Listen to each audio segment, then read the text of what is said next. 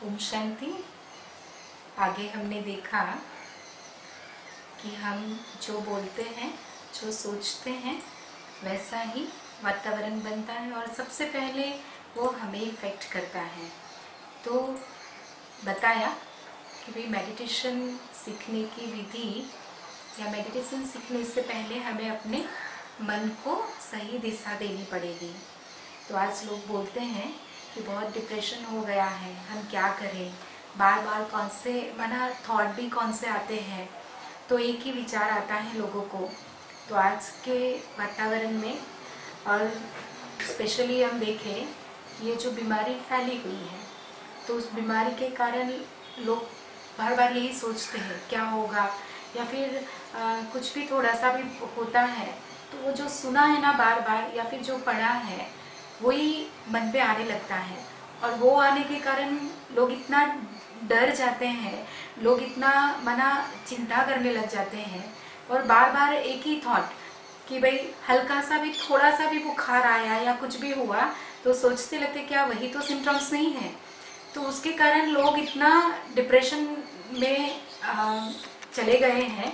तो उससे हमको खुद को बाहर कैसे निकालना, तो वो तो हम खुद ही करेंगे, क्योंकि थॉट भी हमारे ही मन में आते हैं या जो भी हमने इंफॉर्मेशन ली है वो भी हमने ही तो बाहर से ली है।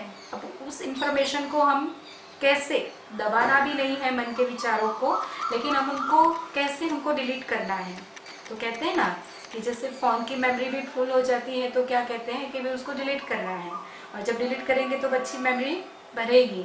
तो हमें क्या करना पड़ेगा कि अच्छी मेमोरी अच्छी पॉजिटिव इंफॉर्मेशन, सकारात्मक विचार जो हैं मन के अंदर भरने पड़ेंगे।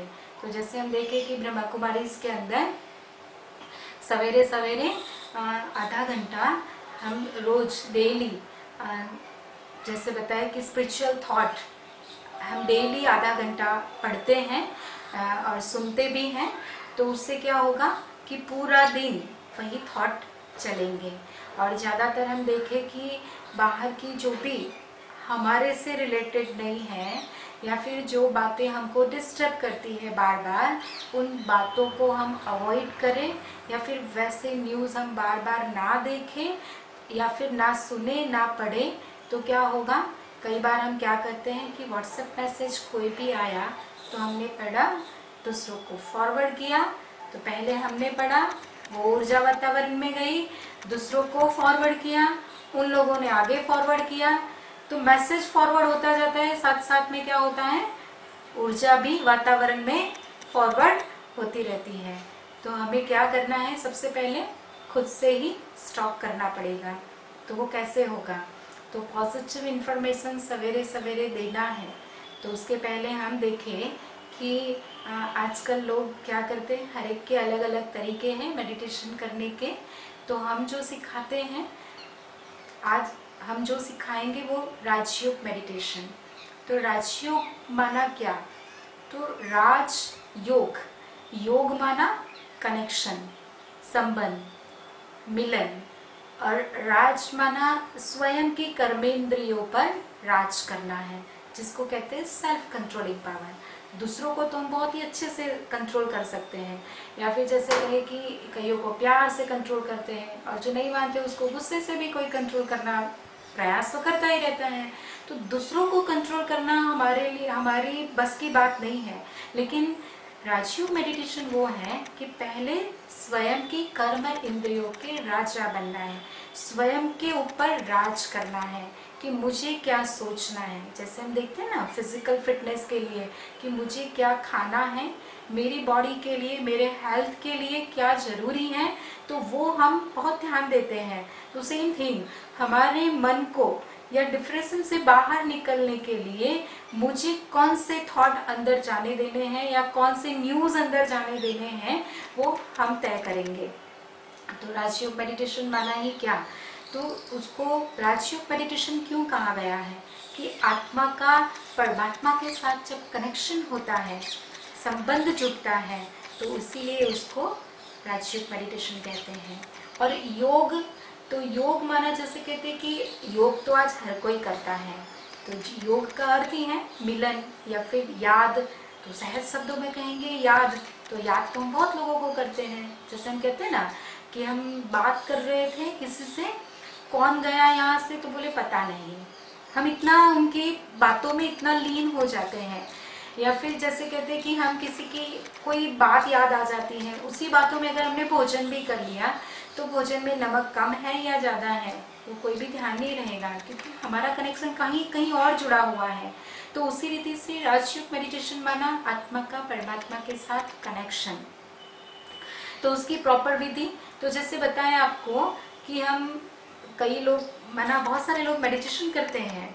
तो मेडिटेशन का अर्थ ही क्या है कि अगर हम जैसे देख लिया कि हम दवाई लाए, समझो कुछ हुआ है, दवाई खाई हमने, और दवाई खाने के बाद फिर थोड़ा दिन तो अच्छा हो गया, फिर पूरा थोड़े दिन के बाद भी अगर हम देखें कि हमको वही बीमारी फिर से शुरू हुई या जो भी थोड़ा बहुत शुरू होने लगा है, तो हम क्या कहेंगे, डॉक्टर कहेंगे आपने शायद कोर्स दवाई का कंप्लीट नहीं किया होगा। या फिर डॉक्टर ये भी बोलते हैं कि भाई आपको जो परहेज बताई थी दवाई के साथ ये मत लेना या फिर ये मत खाना, तो वो नहीं किया होगा शायद, इसलिए ऐसे हुआ है ना। तो सेम थिंग हम देखें कि मेडिटेशन जब हम चालू करें या फिर उसकी विधि जान लें, उसके बाद हमको भी अगर प्रॉपर वे में करना है तो हमको भी एक माना परमात्मा ने परहेज बताई है कि सबसे पहली परहेज तो हमें खुद तय करनी है कि हमें अपने मन के अंदर कौन से विचार जाने देने हैं। फिर जैसे बताया आपको कि स्वयं की कर्म इंद्रियों का राजा, तो आज हम हल्का सा थोड़ा सा हम खुद एक्सपीरियंस करके देखें कि मेडिटेशन के लिए।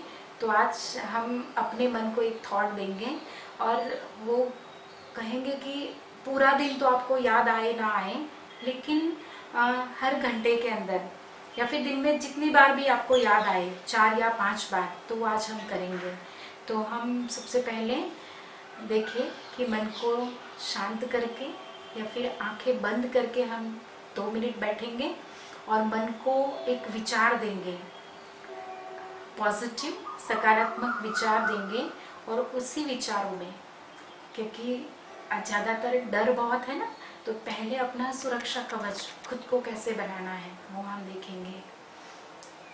हम खुली आंखों से ही मेडिटेशन करेंगे। कईयों को आंखें बंद करनी है तो वो बंद भी कर सकते हैं। फील करें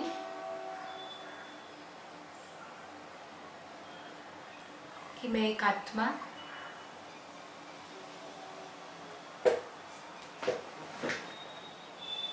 खुद विजुलाइज करें।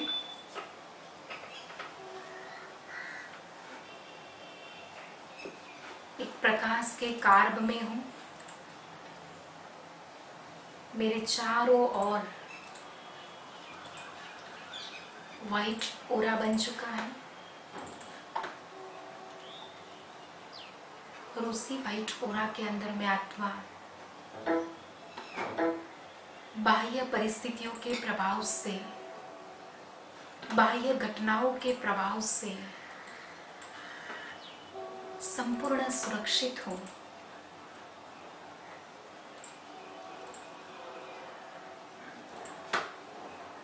मेरे सिर पर उस पिता परमात्मा का वरदानी हाथ है।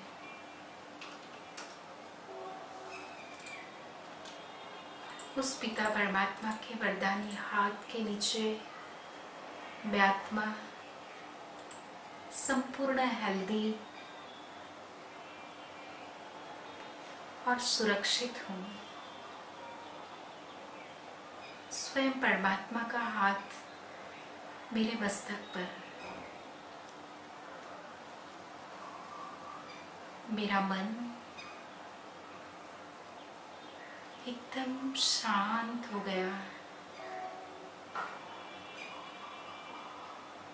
कोई थॉट नहीं, सिर्फ एक ही थॉट क्रिएट करें, फील करें उस परमात्मा का हाथ मेरे सिर पर है और मैं आत्मा संपूर्ण सुरक्षित तंदुरुस्त हूँ।